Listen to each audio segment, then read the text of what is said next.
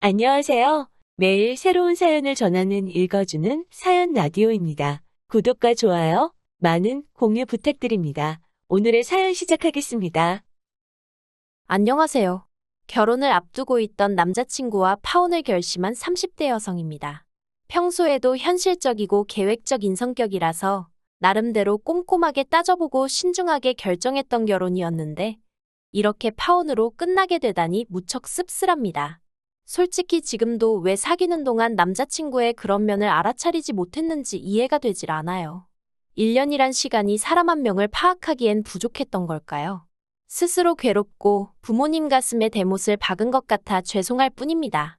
하지만 아닌 걸 알면서도 체면이니 자존심이니 하는 것들 때문에 못 본 척 넘어갈 수는 없었네요. 남자친구와는 친구의 소개로 만났어요. 저는 친구가 많은 편은 아니지만 그래도 걔 중에 나석이 좋아하는 몇몇 친구들이 있거든요. 그리고 그 친구들의 주도로 싱글끼리 모여서 작은 모임을 가진 적이 있어요. 그리고 그때 남자친구를 처음 알게 되었습니다. 그러니 정식으로 소개를 받고 그런 것은 아니고 그냥 모임에서 처음 얼굴을 익힌 거죠. 하지만 이후로 바로 연인 사이가 되었거나 한 것은 아닙니다. 본격적으로 만남을 가진 건 그 모임이 있고 1년이 지나서였어요. 남자친구가 혹시 자기를 기억하냐면서 연락을 해왔고 그렇게 가벼운 안부를 주고받다가 연인이 되었거든요. 당시 남자친구도 저도 30을 넘긴 때였으니 서로 굳이 입 밖으로 꺼내진 않았어도 이 만남이 결혼을 전제로 하고 있다는 사실을 잘 알고 있었습니다. 그리고 다행히 사귀는 동안 저희는 어느 다른 연인들처럼 작은 다툼을 몇 차례 하긴 했지만 그게 다였어요. 서로 말로 상처를 준 적도 없고 서로의 믿음을 흔들 만한 행동도 하지 않았으니까요. 그래서 자연스럽게 결혼을 약속하게 되었던 거고요. 남자친구에 대해서 먼저 조금 이야기를 해보자면 남자친구 아버님은 중학교 선생님이셨고 어머님은 전업주부셨습니다. 그리고 남자친구는 그런 아버님의 영향 때문인지 역시 초등학교 선생님으로 근무하고 있었어요. 그리고 선생님이란 직업은 원래 연금 제도가 잘 되어 있잖아요. 그래서 남자친구에게 따로 묻진 않았지만 적어도 부모님들이 노후 준비는 되어 계시겠구나 생각했네요. 뿐만 아니라 남자친구가 말하길 자기는 따로 어머님 아버님한테 용돈을 드리고 그런 적도 없다대요. 그래서 정말 다행이란 생각이었습니다. 재정적인 부분에 있어서 크게 걱정할 일은 없겠구나 싶었으니까요. 그리고 저에 대해서도 이야기를 해보자면 남자친구가 아버님의 영향을 받았듯 저 또한 친정부모님의 영향을 많이 받았습니다. 부동산업에 종사하시는 친정부모님 덕분에 저는 또래들보다 비교적 이른 나이에 부동산 투자에 눈을 뜰 수 있었거든요. 저는 다른 친구들이 명품 사고 여행 다니고 하던 시기에 알뜰살뜰 돈을 모아 조금씩 투자를 시작했고 덕분에 30이 넘어서는 서울과 경기도에 아파트 한 채씩 그리고 월세 나오는 상가도 하나 갖게 되었습니다. 솔직히 또래들에 비해 경제적 시간적으로 여유 있는 일상이 가능했지요. 그리고 저는 이런 제 조건이 어디 가서 빠지는 조건이라곤 생각하지 않았습니다. 남들 배울 만큼 배우고 비교적 이른 나이에 안정적인 생활을 꾸려나가고 있었으니 제 입으로 말하자니 조금 남사스럽기는 해도 1등 신부감은 아니어도 어디 가서 싫은 소리 들을 만한 조건은 아니라고 생각했지요. 그런데 이게 웬걸 제 자만이었을까요? 남자친구 부모님 특히나 어머님께서 저를 영 탐탁치 않아 하시더라고요. 처음 인사를 드리러 갔던 자리에서 어머님께선 낯선 목소리로 저에게 무슨 일을 하고 있냐 물으셨습니다. 그래서 제가 아파트랑 상가를 월세 주는 임대사업을 하고 있다고 하니 그게 어떻게 직업이냐면서 저더러 결국은 백수라는 소리네 하며 비웃음에 가까운 표정을 지으셨어요. 그리고는 당신은 당신 아들처럼 안정적인 직업을 가진 며느리를 원했답니다. 그래서 지금 이 상황이 영 못마땅스럽고 마음에 안 든다고 하셨지요. 그리고 아무리 제가 성격이 긍정적이라고 해도 그런 소리를 면전에서 들으니 솔직히 기분이 안 좋더라고요. 저는 나름대로 남들 놀 때 열심히 치열하게 살아서 이룬 지금의 여유였는데 어머님은 그런 건 전혀 개의치 않으시는 눈치였으니까요. 하지만 이런 걸 제가 일일이 설명할 수도 없는 노릇이었으니 아들 가진 어머니로서 며느리감에 대해서 뭐라도 트집을 잡고 싶으신 건가? 라는 생각으로 이해하는 수밖엔 없었지요.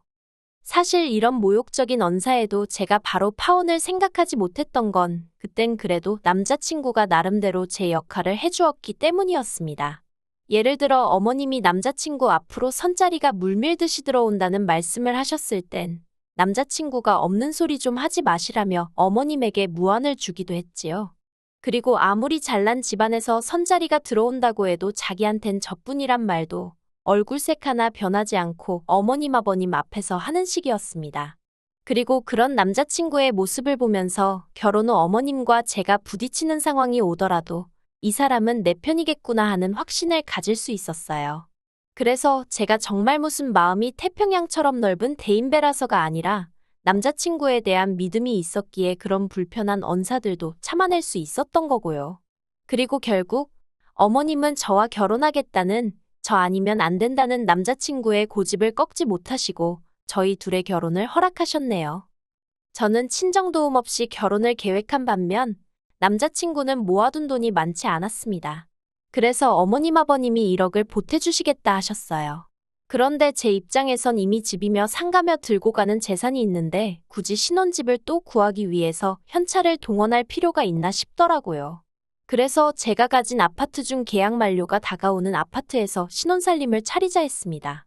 남자친구가 모은 돈과 어머님 아버님이 보태주시는 돈으로 전세 계약을 하자고 했어요. 제가 집주인으로 남자친구가 세입자로 해서 계약을 하자고요. 저희는 당장 혼인신고를 할 계획이 없었고 그렇다고 남자친구한테 몸만 들어와서 살라고 하자니 그건 저희 친정부모님이 탐탁치 않아 하셔서 나온 이야기였습니다. 그리고 이 이야기가 어머님 아버님 귀에 들어가게 되자 어머님은 혼인신고만 안 한다 뿐이지 부부끼리인데 무슨 계약을 맺냐면서 몹시 언짢아 하셨지요. 사실 저희가 혼인신고를 미룰 수밖에 없었던 건 남자친구의 10년도 넘은 청약통장 때문이었습니다. 남자친구가 저와 혼인신고를 하게 되면 2주택 세대가 되어버리고 그러면 청약통장은 거의 무용지물이나 마찬가지였으니까요. 그래서 비록 아버님이 손주를 간절히 기다리고 계시는 건 알고 있었지만 2년 정도의 유예기간을 가져보자고 했어요. 임신을 조심하면서 청약이 당첨되길 기다려보자고요. 그리고 이런 저희 제안에 남자친구는 서운한 기색을 감추지 못하는 듯 했지만 솔직히 청약만 된다고 하면 1, 2억은 금세 오른다는 걸 본인도 알고 있었을 테니 결국 제 의견대로 따르겠다 하대요. 그렇게 어머님의 반대도 이겨냈지. 혼인신고에 대한 서로의 의견도 조율했지. 이제 정말 어느 다른 예비부부들처럼 드레스는 뭘로 할지, 식장은 어디로 할지 그런 것들만 정하면 되는 상황이었어요. 그런데 그런 와중에 정말 막말로 남자친구가 어디서 무슨 약이라도 처먹었던 건지 상상도 못한 사고를 치고 왔대요. 남자친구가 저랑 상의도 없이 청약을 넣은 것도 부족해 덜컥 당첨까지 되었거든요. 솔직히 청약을 넣고 당첨이 되었다? 여기까지만 들으면 다들 잘된 거 아니냐고 생각하던데 문제는 청약을 넣은 아파트는 어머님 아버님이 사시는 본가가 있는 지역이었습니다. 뿐만 아니라 남편 학교에서 1시간도 넘게 걸리는 거리였기에 위치적으로 그 어떤 이점도 찾을 수가 없었지요. 그리고 더 열받는 건 심지어 애시당초 청약이 미달된 곳이었다는 점입니다. 그런 곳에다 10년 넘게 부은 청약이 기회를 날렸다는 게 정말 황당하고 어이가 없더라고요. 제가 도대체 무슨 생각으로 그랬냐고 남자친구에게 물으니 대답도 가관이었습니다. 그래도 자기가 남잔데 제 집에 세입자로 계약을 하고 그러는 게 쪽팔렸다나요? 그래서 홧김에 넣었다는데 뭐라 할 말이 없더라고요. 그래서 제가 그냥 그 청약 통장은 처음부터 없었던 거라고 생각하자 했습니다. 그런데 남자친구가 우물쭈물하더니 벌써 계약금도 넣었어 그러는 거예요. 그땐 정말이지 제가 느꼈던 좌절감이라고 해야 할지 어떻게 설명해야 할지도 모르겠네요. 손발이 부들부들 떨리고 그건 그저 단순히 분하고 그런 심정이 아니었어요. 황당함을 넘어서서 정말 뭐지 싶었달까요? 그래서 제가 모아둔 돈도 많이 없었는데 계약금을 어떻게 넣었냐니까 어머님 아버님한테 빌렸답니다. 솔직히 며칠 동안 속상한 마음을 감출 수가 없었어요. 그리고 결혼하고 나서 이런 식으로 남자친구가 또 홧김에 무슨 사고라도 친다면 그땐 제가 감당할 자신이 없더라고요. 그래서 남자친구에게 헤어지자 말했습니다. 믿음이 깨져서 도저히 결혼은 못하겠다 했지요. 그런데 남자친구가 한 번만 용서해달라며 말 그대로 싹싹 빌대요. 정말 자기도 무슨 정신에 그랬는지 모르겠다면서 결혼을 앞두고 여러 가지로 제 앞에서 스스로가 초라한 느낌이었다나 어쨌다나. 그래서 그래, 청약 통장이고 아파트고 없다고 치고 정말 마지막으로 용서해주기로 했어요. 그런데 문제는 남자친구가 당첨된 아파트에 냈다는 그 계약금, 그리고 그 계약금을 내기 위해 어머님 아버님으로부터 빌렸다는 그 1억이 사실은 저희가 결혼할 때 주시려고 했던 돈이라는 거예요. 그래서 졸지의 시댁으로부터 하나도 도움을 받을 수 없게 되었습니다. 그리고 저는 차마 이 일을 저희 부모님께 말씀드릴 자신이 없더군요. 이 이야기를 들으시면 분명히 저희 결혼을 반대하실 게 뻔했으니까요. 그래서 남자친구에게 전세자금 대출을 받아서 저와 전세 계약을 맺자고 했지요. 그랬더니 남자친구가 황당한 소리를 했습니다. 무슨 대출이건 간에 대출은 받기 싫다는 거예요. 그래서 그러면 내 집에서 신혼살림 못 차리고 다른 집으로 가야 한다고. 그런데 지금 당신도 나도 목돈이 없지 않느냐고. 어쩌자는 거냐고 제가 화를 냈지요. 그랬더니 남자친구 말이 어차피 결혼하면 한 가족인데 무슨 계약을 맺냐면서 처음에 어머님이 하셨던 말씀을 그대로 하는 거예요. 그래서 제가 혼인신고 전이지 않냐, 그러니 돈 문제는 깔끔하게 하자고 다 이야기가 됐던 거 아니냐 했습니다.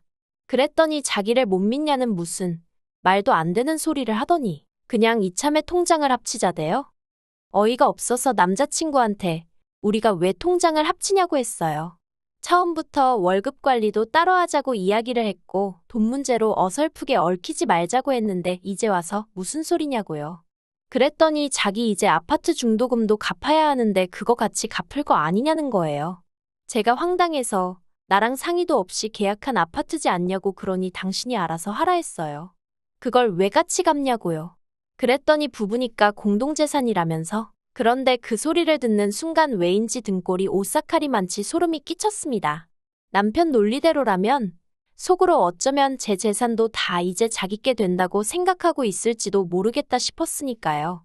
그래서 말도 안 되는 소리 하지 말라 했어요. 그건 당신 재산이고 내 재산은 내 재산이고 설령 언젠가 공동재산이 되더라도 그건 우리가 혼인신고를 한 이후의 이야기지 지금은 아니라고요. 그랬더니 이제 자기 청약 통장도 없는데 혼인신고도 안 할 이유가 없지 않냐면서 오히려 저를 이해를 못하겠단 식으로 나오대요. 그리고 그런 남자친구의 생각지도 못한 뻔뻔한 태도에 저는 한마디로 학을 뗐어요. 하지만 그때 바로 남자친구에게 이별을 고하지는 않았습니다. 오히려 어떻게든 해결 방법을 찾아서 상황을 바로잡아 보려고 했지요. 남자친구에게 감당 못할 것 같으면 아파트는 지금이라도 팔 수 있는지 알아보라고 했습니다. 통장을 합치니만이 하는 문제는 그 이후에 생각해 볼 일이라고요. 그랬더니 그러면 혼인신고는 언제 하고 아이는 언제 갖냐면서 말 그대로 사람을 들들 볶는 거예요. 그리고 이때부터는 정말 솔직히 어느 쪽으로 생각해도 머리만 아프고 답이 안 나오더라고요. 남자친구를 사랑하는 건 진심이었지만 막말로 우리가 결혼을 한 것도 아닌데 왜 저러나 싶고 동시에 저도 사람인지라 제가 힘들게 일군 재산을 남자친구가 날로 먹으려 드는 것 같아 여러 가지로 날이 섰네요. 그리고 무엇보다도 저랑 상의 한마디 없이 마음대로 계약까지 하고 온 아파트를 가지고는 마치 우리를 위해서 그랬다는 둥, 우리 공동재산이라는 둥 헛소리를 하면서 대출을 같이 갚자 하는 남자친구를 생각하니 우라가 치밀었습니다. 그래서 결국 며칠간 생각할 시간을 달라고 했습니다. 그런데 남자친구는 그것도 싫다며 그냥 제가 말하는 것마다 싫다고 딴지를 걸고 무조건 돈 이야기만 나오면 저를 야박하고 계산적인 사람으로 몰고 가는 식이었어요. 심지어 남자친구 부모님까지 저를 집으로 불러서는 부부라는 건 무슨 계약을 맺는 그런 게 아니고 서로의 부족한 점을 채워주는 거라는 둥 어떻다는 둥. 그리고 그런 일들이 반복될수록 정신적 신체적 에너지 소모가 너무 커지니까 그냥 다 놓고 싶어졌습니다. 그래서 남자친구에게 우리는 아무래도 인연이 아닌 것 같으니 헤어지자고 했네요. 하지만 역시나 남자친구는 이별을 순순히 받아들이지 못했기에 결국 한마디로 네가 가진 게 너무 없지 않느냐고 한쪽으로 기우는 결혼은 하기 싫다고 딱 잘라 말했지요.